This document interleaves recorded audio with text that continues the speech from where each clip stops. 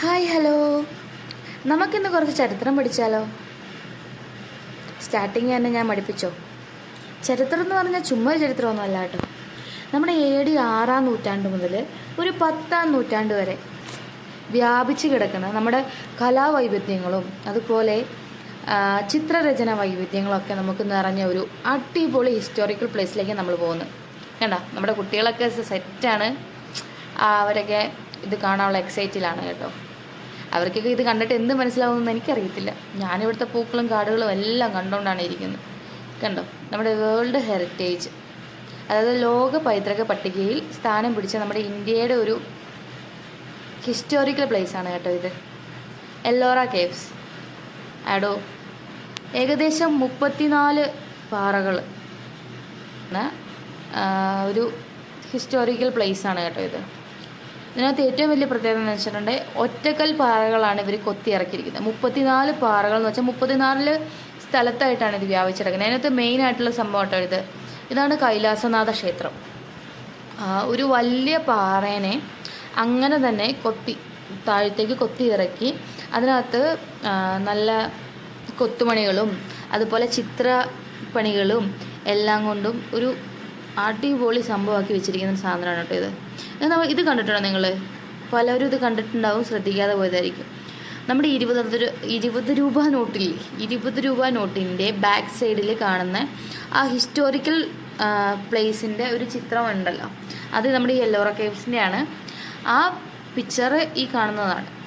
അതായത് ഈ ആനയും അതുപോലെ ആ മിനാരവും കൂടി കൂടിയതാണ് ആ പിക്ചർ. ഇത് കണ്ടോ, കൈലാസനാഥ ക്ഷേത്രം സ്ഥിതി ചെയ്യുന്ന ഇതിൻ്റെ മുകളിലായിട്ടാണ് കേട്ടോ. ആ ചേട്ടൻ ഇറങ്ങി വരുന്നതുണ്ടോ, ആ വഴി നമുക്ക് മുകളിലേക്ക് കയറിപ്പോകണം. ഇതിൻ്റെ ചുറ്റുമുള്ള കൊത്തുപണികളും കാര്യങ്ങളൊക്കെ AD 6-ാം നൂറ്റാണ്ടെന്നൊക്കെ പറയുമ്പോൾ അന്നത്തൊക്കെ ഒരു ടെക്നോളജികളൊക്കെ ഒന്ന് നിങ്ങളൊന്ന് ആലോചിച്ച് നോക്കുക. വെറും ഉളിയും അതുപോലെ ചുറ്റിയും കാര്യങ്ങളും അങ്ങനത്തെ സാധനങ്ങളൊക്കെ വെച്ചിട്ടാണ് ഈ കാണുന്ന പണികളെല്ലാം അവരെടുത്തിരിക്കുന്നത്. ഇന്ന് നമ്മൾ കാണുന്ന പോലത്തെ ടെക്നോളജികളോ കാര്യങ്ങളൊന്നും അന്നില്ല. അങ്ങനെ ഉണ്ടെന്നുള്ളൊരു തെളിവ് നമുക്കിതുവരെ കിട്ടിയിട്ടില്ല.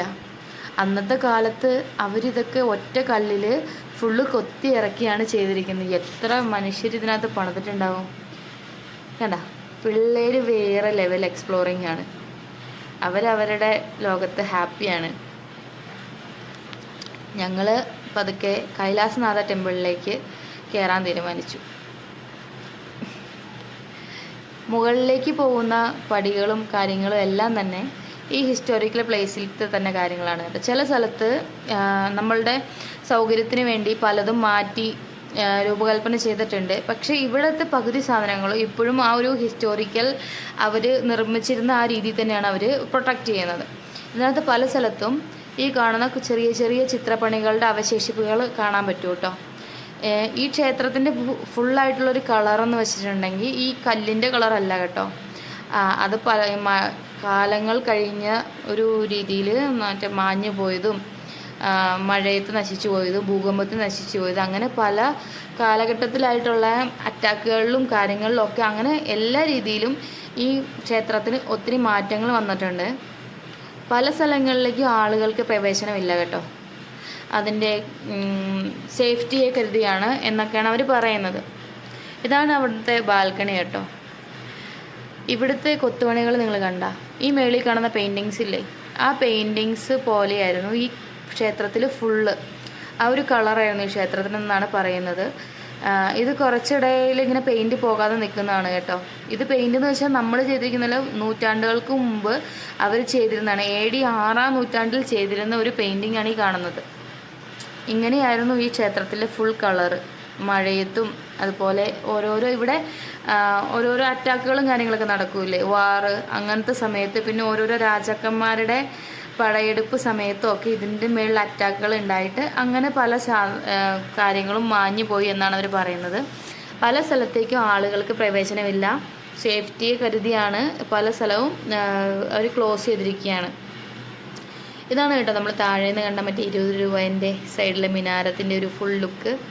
ഇത് നമ്മൾ സെക്കൻഡ് ഫ്ലോറിൽ നിന്ന് എടുക്കുന്ന ഒരു വീഡിയോ ആണേ. ഇവിടെ ഫുള്ളെന്ന് വെച്ചാൽ ഒരു സ്ഥലം പോലും വിടാതെ ഫുള്ള് കൊത്തുപണികളാണ് കേട്ടോ. ഇങ്ങനത്തെ 34 പാറകളിലായിട്ട് 34 വിസ്മയങ്ങൾ ഇവിടെ തീർത്ത് വെച്ചിട്ടുണ്ട്. ഇത് മെയിനായിട്ടുള്ളൊരു സ്ഥലം മാത്രമാണ്.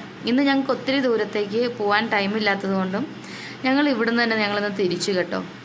ഇതിൻ്റെ ഒരു ഫ്രണ്ടിൽ നിന്നുള്ളൊരു വ്യൂ ഇങ്ങനെയാണ്. ഇതിൻ്റെ ബാക്കിൽ കയറിയാൽ ഇതിൻ്റെ ഫുള്ളായിട്ടുള്ളൊരു വ്യൂ കിട്ടും. ഞങ്ങൾക്ക് അങ്ങോട്ടൊന്നും പോകാൻ ടൈമില്ലാത്തതുകൊണ്ടും ഇന്ന് ഞങ്ങൾ കുറച്ചധികം തിരക്കായതുകൊണ്ടും ഞങ്ങൾ ഇവിടെ നിന്ന് തിരിക്കുകയാണ് കേട്ടോ.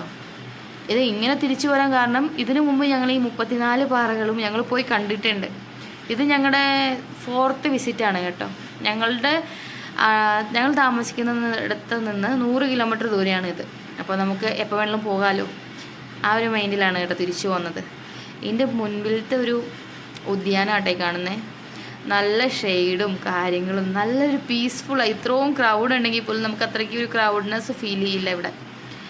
കുട്ടികളൊക്കെ കുറച്ചൊക്കെ വലഞ്ഞ്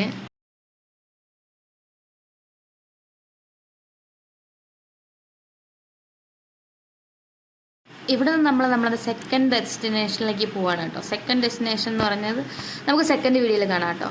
അതുവരെ ബൈ. വീഡിയോ ഇഷ്ടപ്പെട്ടാൽ ലൈക്ക് ചെയ്യണേ.